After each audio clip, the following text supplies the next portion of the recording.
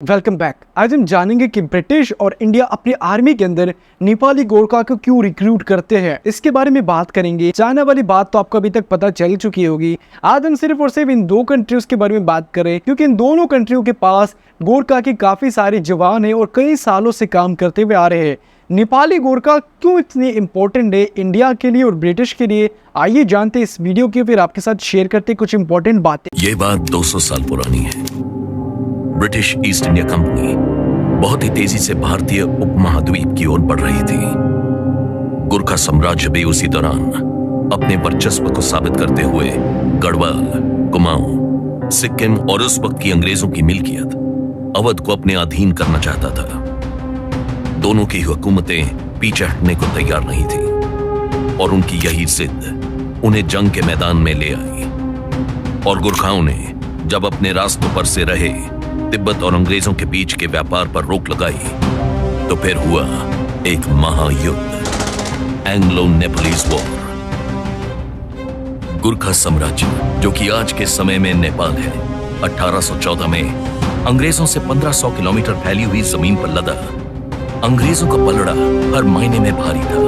उनकी नफरी ज्यादा थी, उनके पास पैसा ज्यादा था, उनके सैनिकों के पास आधुनिक हथियार थे, लेकिन उनके पास जो नहीं था वो था गोरखाई खून और जनरल भक्ति थापा और बड़कजीत अमर सिंह थापा। सरदार भक्ति थापा और अमर सिंह थापा ने अपने जोश और आक्रोश को इस तरह से अपने सैनिकों में भरा कि महज खुखरी हाथ में लिए ये सैनिक अपने आप को शेर और अंग्रेजों को गीदड़ समझ रहे थे। 74 साल के भक्ति थापा और उनकी गोरखा सेना साल भर तक अंग्रेजों पर भारी पड़ी। अंग्रेजों को यह यकीन हो चुका था कि जमीन पर वो गोरखा सैनिक को काबू नहीं पा सकेंगे और इसलिए उन पर हमला ऊंचाई से करना होगा। युद्ध नीति बदलते हुए अंग्रेजों ने दियोथल के मौलान किले पर कब्जा किया, जो कि इस 1500 किलोमीटर खींचे इलाके की सबसे ऊंची पहाड़ थी। मलाउन को अंग्रेजों से छुड़ाना अब गोरखाओं की पहली प्राथमिकता थी और इस लड़ाई में आमने सामने थे 400 गोरखा सैनिक और 3500 अंग्रेज जवान। उस दिन ऐसा लगा मानो ये गोरखा सैनिक अपना कफन साथ ही लेकर चले थे। अंग्रेजों ने इन पर गोला बारूद सब इस्तेमाल किया, लेकिन हाथ में सिर्फ डबल बैरल पिस्टल और खोखरी लिए ये सैनिक इतने खूंखार थे कि इनकी एक सैनिक ने 10-10 अंग्रेजों को मौत के घाट उतारा।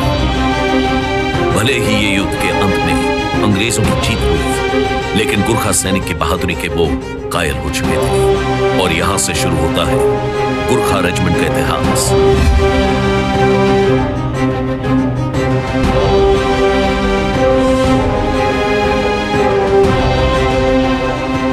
मलौन के युद्ध के तुरंत बाद गोरखा सैनिकों से प्रभावित होकर गोरखा रेजिमेंट की स्थापना ईस्ट इंडिया कंपनी ने 1815 में की।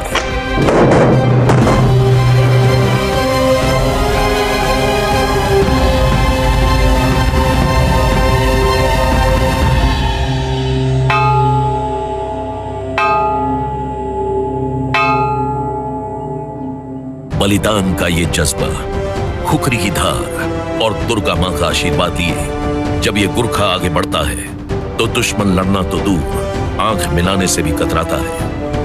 कर्तव्य निष्ठा और देश के प्रति समर्पित गोरखा रेजिमेंट आज भारतीय फौज की सबसे मजबूत रेजिमेंट है, जो कठिन से कठिन ऑपरेशंस में अपनी वीरता की छाप छोड़कर आते हैं।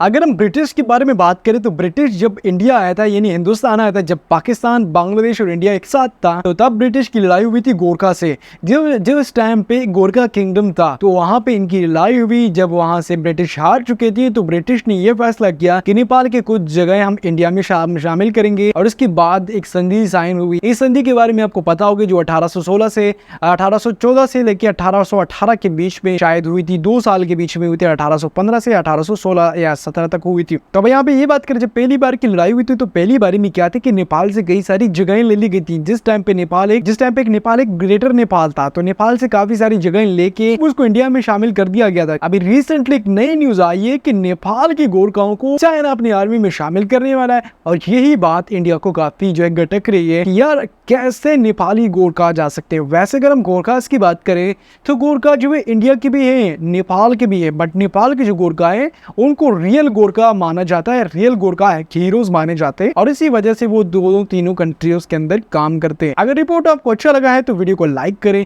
शेयर करें एंड चैनल को लाजमी सब्सक्राइब करें।